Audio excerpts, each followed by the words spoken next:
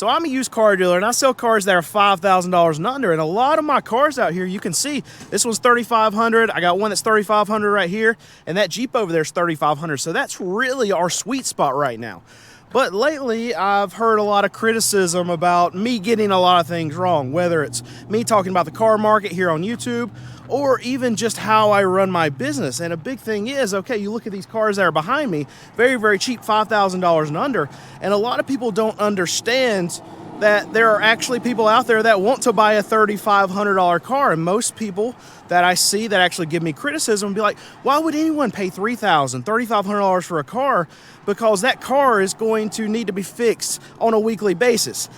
And it's really not the case. And you got to think that if we sold cars that instantly needed fixes or would nickel and dime people to death after they would buy them, one, we wouldn't get a lot of repeats and referrals, which we do get a lot of those, and that helps buoy our business every single month. But also, like, we would have terrible Google ratings, and you know that a lot of people right now, they shop online. I would guess that 80 to 90% of our customers that actually come into our building find us online or find a particular car online before they're actually coming in to see it. And if they saw us with a 1-star review on Google, well, they're not coming here to actually buy cars. So that's not the people buying cars that nickel and dime them or blow up right after they buy them. That's not happening at our business, or I would probably be out of business. And I could understand where a lot of the criticism comes from, because if there's a lot of people out there that only buy new cars or only buys cars that are 1 and 2 years old, well, they might have had the experience before of owning a cheap car, maybe when they were younger or when they weren't in the kind of financial situation that they're in right now, and they remember the really bad times when they had to replace that transmission, replace that motor, do a lot of fixes on these cars that they were buying, and they're like, you know what, I just don't like cars, I don't like dealing with cars, I'm not going back to there.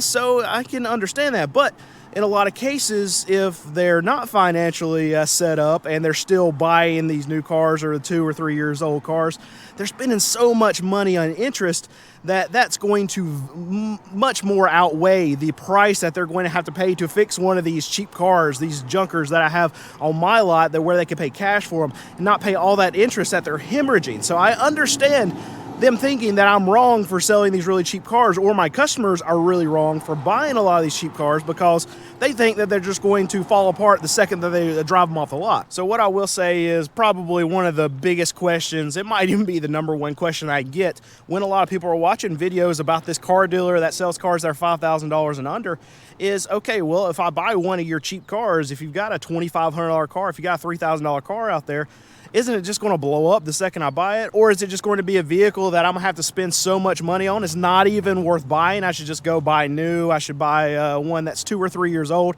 spend way more money, 10x. I mean, you got to think, just a 2-year-old car is probably going to be somewhere in the neighborhood of $30,000 to $35,000. And here, I mean, you saw it. My sweet spot right now is $3,500.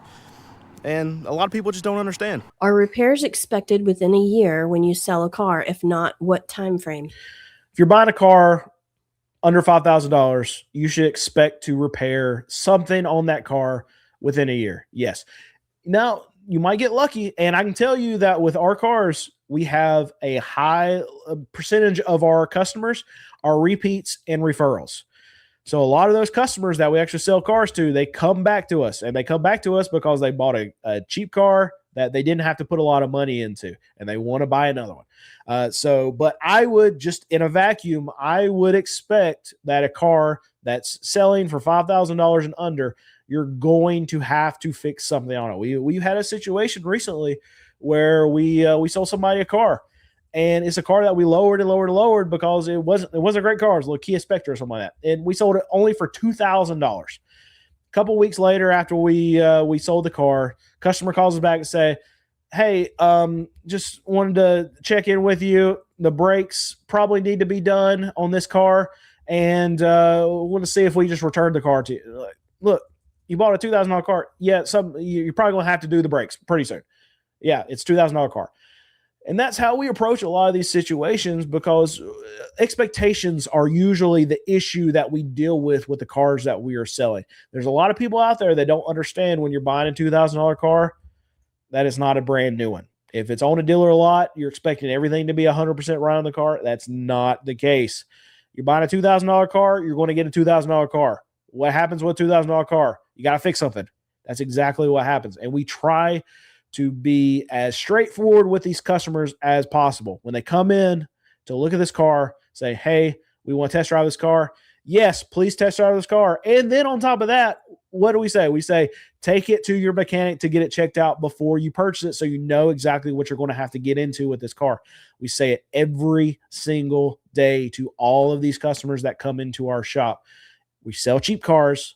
You're going to have to fix something. Please know exactly what you're going to have to fix with that car before you buy the car. And if it's something that you don't feel like you can handle or something that you don't want to have to fix, don't buy the car. I'm not trying to push you into anything that we have. I want you to get something that you're comfortable with whatever the next fix is going to be. And I want you to know what the next fix is going to be. And a lot of customers, even if we go through that whole speech, they'll say, I don't know anything about cars. I don't have time. I'm going to drive this thing around the block and then I'm going to buy it. As long as the radio works, they buy it. And it's so frustrating because those same customers will call us 3 weeks later and say, hey, the AC is not as cold as I want it to be. There's something that's the radio still the radio doesn't work, or the radio not working just drives me crazy because that has nothing to do with the functionality of the actual car and getting from A to B. But anyway, whatever it is, most of our customers, no problem at all. Even if they are not wise, don't get this stuff checked out, there's usually no issue. But if there is an issue, it's 99.9999% of the time is a customer that we have just really just dug into them and say, look, go get this thing checked by your mechanic.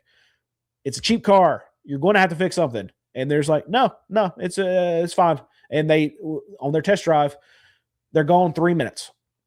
That's always the customer that's going to have a situation with the car. It never fails. So yes, in a car that's $5,000 and under, whether you're buying it from me, whether you're buying it from your mama, whether you're buying it from another car dealer, whether you're buying it from an individual, whoever you're buying it from, you're going to have to fix something on a $5,000. But here is the alternative. You can go buy a brand new car, no problems. You're going to have a $750 a month payment. You can't afford to pay the car off in cash, and then you're going to continue to pay interest on that car year after year after year. You're probably going to be underwater on that car for the first 2 to 2.5 years of you actually owning that vehicle. The amount of interest that you're going to pay on that car is going to far outweigh the repairs that you're probably going to have on that $5,000 and under car. You're not going to have to pay interest on it. You're not going to have any debt. And when that $5,000 car breaks, even if it breaks further than what it makes sense for you to fix, motor blows on it, transmission blows on it, then you just buy another one. And you drive it, and you can afford that one, and you don't pay interest to anyone. And that's what a lot of people don't understand. They say, okay, this is a $3,000 car. I'm not going to buy it because it's absolute trash. I'm going to have to do fixes on it. It's going to nickel and dime me. I'm going to have to spend $300 on this thing every 5 months because something's going to pop up on it. Even if that's the situation with your $3,000 car, you are still way better situation than buying a $50,000 car and paying $800 a month and paying so much interest on that thing every single year. You're way better off on the car that you can actually afford versus the car that you think is safer. It's not safer.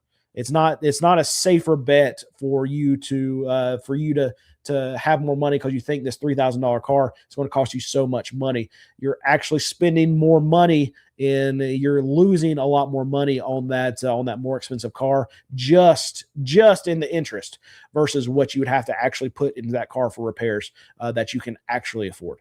I've thought a lot about it, and don't get your keep inventory moving and don't let old inventory compete with new inventory. Okay. And I asked, is there anything specific? It says it feels misguided. It feels like the biggest risk is finding new inventory at auction and the risk of buying a lemon. It just doesn't seem logical to sell an asset at below intrinsic value just to keep it moving. All right. So here's the situation where what you're saying makes complete sense. And that's when we know we're going into a season where sales are going to be very good and it's going to be very difficult to replace that vehicle. And that's right before tax time. So what you're saying can make sense. And that's during that time period, we don't lower our prices just to keep stuff moving, because we know we can sell it at that price point when people get tax refunds. I talk about this every single year, and that's what we do. So for that scenario, 100% correct. But for every other time of the year, prices in the car market are generally going down. We can generally get the same vehicle a month and a half later for a cheaper price. So you think about that same scenario, we're coming off tax time. Okay, sell all these cars. Lot's almost empty. And then prices are still a little bit elevated right after tax time. But we have to replenish our lot. So we go in, we pay what we think is probably a little bit higher for a lot of the cars that we have in there. So we'll give an example of a 2005 Toyota Camry with 180,000 miles. Right after tax time, I'm probably going to have to pay somewhere around $3,000 for that car. I need to still move that car pretty quickly. 2 to 3 weeks, maybe we sell it for $4,000. Maybe we don't get a lot of action on that car. We have to drop it down $3,500, make our $500, move the car on. Because what I know is going to happen is that a month later, that same exact car I can go buy at auction, it's not going to be close to that $3,000 number. No, it's going to be somewhere closer to $2,000. It might be $2,200, $2,300. And as those prices get cheaper, then I can go in, and what I could do is have that first Camry that I haven't sold and haven't lowered the price, and I can bring in that new Camry that I just bought and market at the same price, so they're not really competing against each other. I can potentially try to make more, but the market is continuously moving down, so other dealers are going to have that similar Camry, probably for a little bit cheaper than what I have. So I'm going to lose that customer to that other dealer. But if I would have went ahead and lowered that first Camry down to only make $500, sold it, and then I get that new Camry in, I can potentially then price that one at $3,000, $3,500, make $1,000, make $1,300, whatever the number is going to be. And then I don't have the two same cars. One, I was able to buy a lot cheaper than the previous one, competing with each other. So I understand what you're saying as far as, okay, don't lower your price, just keep it there until it sells. And then you don't run the risk of just buying more cars that potentially could have, the more cars I buy, there's higher potential that I'm going to have cars that are bad. Right. But no, it's not really how it works, because the prices move, and they move up, they move down. But for a majority of the year in the car market space at these auctions, the prices hit a peak. And then for the rest of the year, they go down, down, down, down, down. And they'll actually hit the lowest amount that I can pay for a car right at the end of the year. And then it'll spike up again right for tax time, right around February, right around March, and then it'll just go down all throughout the year. So I'm trying to stay ahead of this curve. I'm trying to stay ahead of all of these other dealers all throughout the year. Now, your other comment to say, okay, well, if you've got a good car on your lot right now, don't lower the price, because you could potentially just go to the auction and buy another car that's bad, right? So here's the thing. We just looked at our loss rates, both myself and Alex, my mechanic who buys cars for us, and we're hovering right around 5% loss rate. So that means 1 out of every 20 cars that me or Alex buy are bad. That's really good, especially for the cars that we're buying. You got to think we're buying cars that we can sell for $5,000 and under. So I understand that you're saying there is potential for me to go and just buy a bad car, but the percentages would say that we're actually really good at buying cars. We're actually really good at making money on these cars. And yes, 1 out of every 20, we're going to lose on, but that's okay. So I'm good with going on and turn and burn and turn and burn and turn and burn. And in the long run, we'll end up making a lot more money doing that than sticking on our prices, because I'd rather have a quick $500 now than $1,500 that it'll take me to make. That it will take me 3 months to make. And if I can just flip, then we end up making a lot more money. And then you have the added benefit on the end of that is that the more customers you're able to touch, the more experiences you're able to give to these customers. And they say, okay, I came in here, bought a cheap car, got a really good deal on it. And in a lot of cases, I show the customers what I'm actually making on the car so they can see the transparency. Well, what happens? Well, the more of those that we sell to have a good experience, then they can go work for us and basically get other customers. They tell their friends, their family, they show them the car that they just bought. They told them what they just paid for it, and we can get more business. It's crazy the amount of repeats and referrals we get every single month, and our business has grown over time because we have a customer base around our area that just knows us. And there's families that have bought like nine and 10 cars from us just in the last like 3 years because all of them know, okay, if I want a cheap car and I don't want to go into debt for a car and I want something that's going to be halfway decent, I'm going to go see Brandon. And then they tell their friends, and then so that's the added value that we get from turning and burning and marking our prices down very aggressively throughout the year and just spitting out cars. That's what we're trying to do. How do we choose the questions that we put up on the screen? How do we choose the questions? It's an ask anything, but you do give me some general guidelines of like just things that usually sound better in a video than other certain types of questions. So there might be some light guidelines, but there's not anything really strict either. So maybe I need to hear it. Go for it.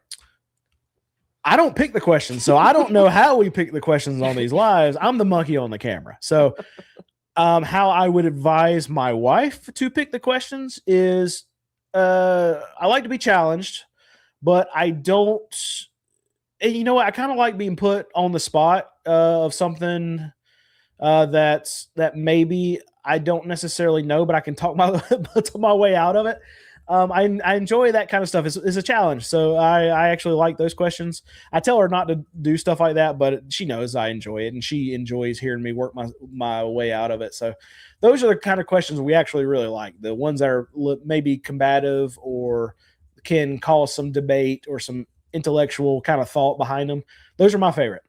I don't know if that's how she picks the questions, but the other ones are ones that just make good videos because we're cutting these questions up that I'm answering for you today, and we're going to make them into longer videos for, say, the masses. But I mean, there's only, I think the most people that have been in this live hasn't been more than like 200 people. So we're making videos, and a lot of these videos are getting like 50,000 views plus. So we're trying to find questions that I can title and thumbnail really easily and make people want to click on them, and then some that can actually have some substance behind them. That's how I think we pick them. Yep. I mean, I think part of it is like I don't put them up there in order. It has nothing to do with the order. It's whatever happens to be in the part of the list that I'm scrolled to when you suddenly end a question and I'm not ready, and I'm responding in chat and moderating and trying to make sure the questions aren't too repetitive and clear. Sometimes I want to clarify the question. So it's about 5 things going on the whole live over here. I don't get them in order. I can tell you one question that I tell her that I absolutely don't want to answer, and that's on specific vehicles, because it's normally, it's a good car. Like it's not good content. I mean, we can pop up some of those really quickly, but in a lot of cases, I'm the used car guy. So people are asking me about a specific used car. Every used car is different. Even if there are 2005 Toyota Camrys sitting next to each other, they both have exactly 150,000 miles. One's going to have something wrong with it that the other one doesn't have wrong with it. So it's very hard to answer. Overall, a Toyota Camry is great. But if you're asking me a specific car, a specific price, you can't answer that without putting your hands on the car. And that's the only way that I can actually price out a car. That probably helps. That's probably because there's probably been some specific car questions too. There have been, and they're still on my list because I won't answer that. Like I'll answer it, but it's always going to be, well, it depends on how the car is. Does it seem like it's been taken care of?